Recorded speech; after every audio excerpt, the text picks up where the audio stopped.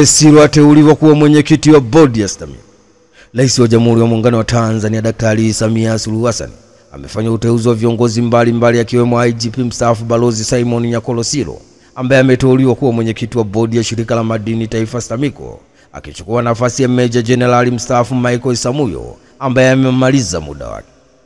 Rais wa Jamhuri ya Muungano wa Tanzania Daktari Samia Suluhu Hassan amemteua pia Profesa John Wajanga Aaron Kandolo wa mwenyekiti wa kamisheni ya Tume ya Taifa ya Sayansi na Teknolojia, akichukua nafasi ya Profesa Makenya Abraham Enolasi Maboko ambaye amemaliza muda wake. Mwingine aliyeteuliwa na Rais wa Jamhuri ya Muungano wa Tanzania ni Profesa Emmanuel Njema wa mwenyekiti wa Baraza la Uongozi wa Chuo cha Usimamizi wa Fedha IFM kwa kipindi cha pili. Pia mhandisi Mwanaisha Laja Butumbo ameteuliwa kwa mwenyekiti wa bodi ya ukurugenzi Baraza la Taifa la Hifadhi ya Usimamizi wa Mazingira NEMKI, akichukua nafasi ya Profesa Asnat Changu ambaye amemaliza muda wake.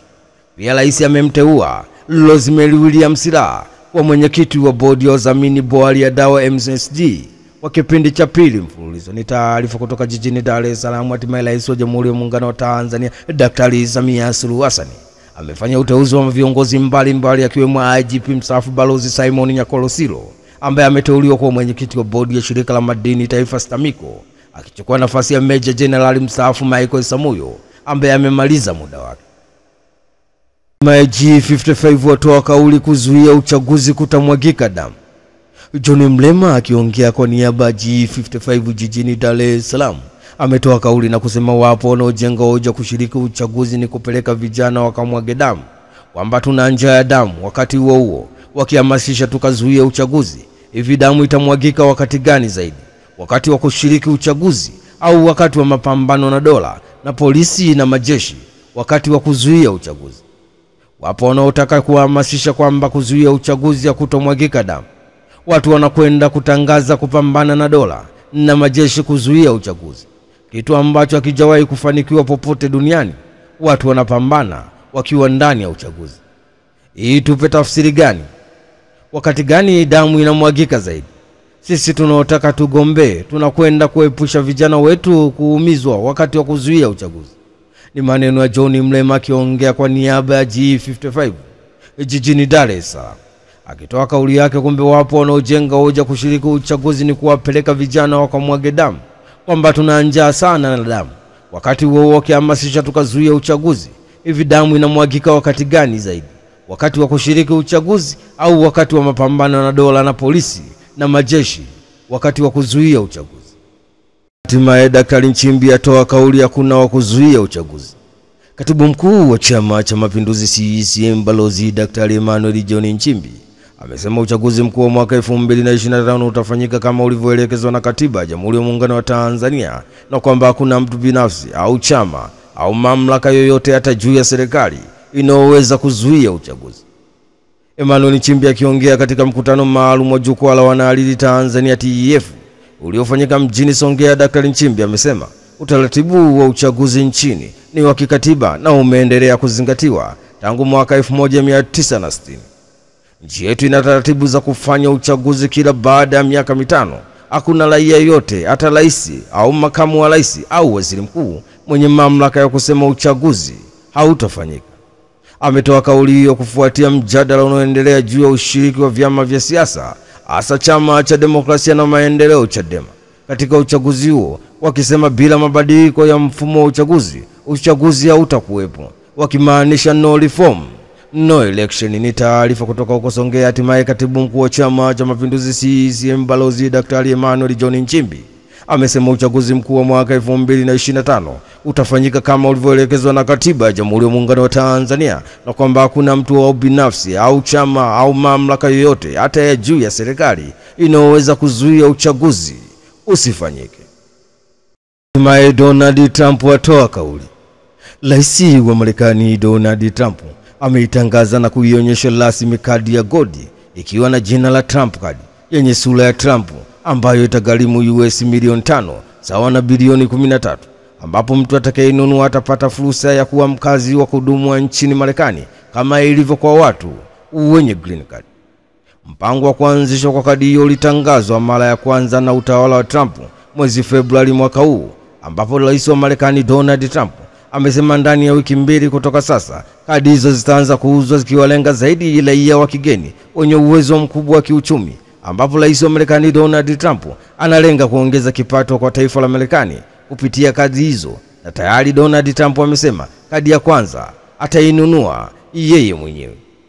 Miongoni mwa faida za kadi hizo ni kupata haki ya makazi ya kudumu nchini Marekani, kupata uwezekano rahisi zaidi wa kupata uraia wa Marekani. Itasaidia kampuni za Marekani kuwaingiza wafanyakazi wenye uwezo mkubwa wa kazi nchini humo, ukilinganisha na mfumo wa kupata green card ambapo mchakato wake una vipengele vingi na hata wengine kutapeliwa wakati wakipambania uraia wa Marekani.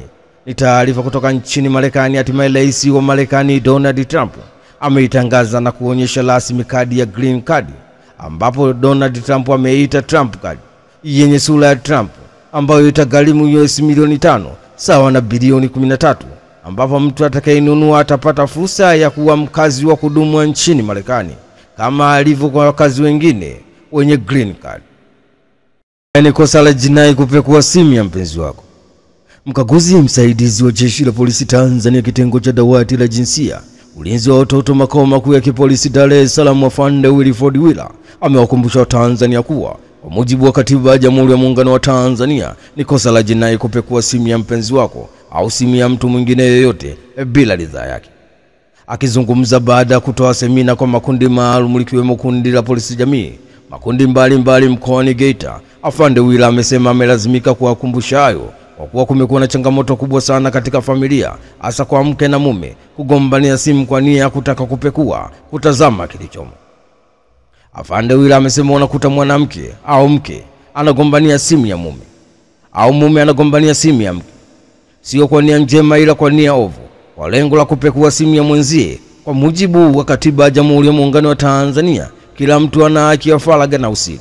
Taarifa zake, mambo yake anayofanya kuwa faragha, anafanya yeye kama yeye faragha. Kwa hiyo ukifanya hivyo bila ridhaa yake, kuchukua simu yake na kuanza kuipakua, hilo ni kosa la jinai. Ni taarifa kutoka Geita. Hatimaye mkaguzi msaidizi wa Jeshi la Polisi Tanzania kitengo cha dawati la jinsia, ulinzi wa watoto, makao makuu ya kipolisi Dar es Salaam, Afande Wilford Wila amewakumbusha Tanzania kuwa kwa mujibu wa Katiba ya Jamhuri ya Muungano wa Tanzania ni kosa la jinai kupekua simu ya mpenzi wako au simu ya mtu mwingine yoyote bila ridhaa yake.